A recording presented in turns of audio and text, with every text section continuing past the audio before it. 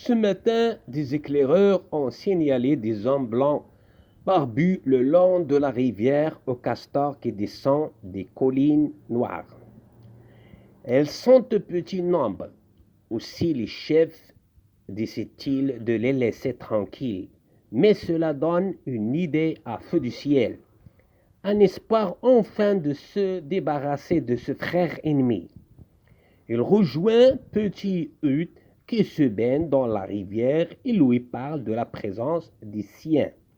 Tout près, à 2 journées de cheval à peine. Seul, tu ne parviendras jamais, mais si tu veux, je te guiderai. Petit Hut hésite. Il n'a pas confiance en ce garçon qui lui déteste depuis le premier jour. Pourquoi m'aiderais-tu? Feu du ciel s'emporte. Tu n'as rien à faire chez nous. Tu es un blanc. Je veux que tu retournes parmi ceux de ta race. Mais plus tard, lorsque je serai un guerrier, je te retrouverai et je prendrai ta vie. Elle lui hurle sur force ces mots au visage que Petit Hut le repousse violemment du bras. Feu du ciel s'empare de son poignard près de se battre.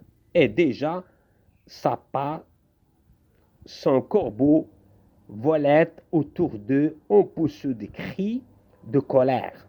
Mais son frère adoptif ne bronche pas. Elle les regarde avec dédain. J'accepte, mais je resterai sur mes gardes.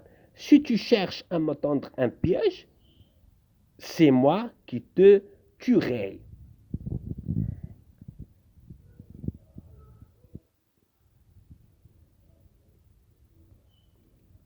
Feu du ciel range l'arme dans ce fourreau et réplique.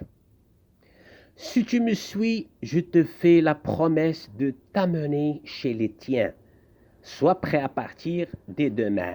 Je préparerai tout ce dont nous avons besoin. Au petit matin, avant même que le soleil ne se lève, il réveille Petit Hut et lui fait signe de s'habiller et de le suivre.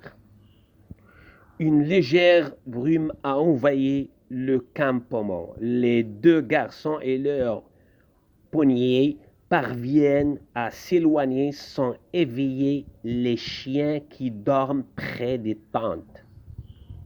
Feu du ciel a tout prévu dans un renforcement de rochers. Elle a caché les provisions qui leur seront nécessaires, de la nourriture et des couvertures. En ramenant le blanc vers les siens, elle estime que ce n'est que justice. Un oisichou ne peut pas devenir un locata. Leurs deux peuples sont trop différents et il y a bien dans leur tribu des Crows ou des Shoshones qui ont été autrefois adoptés et qui font désormais partie de leur peuple. Mais il n'y a jamais eu de visage pâle.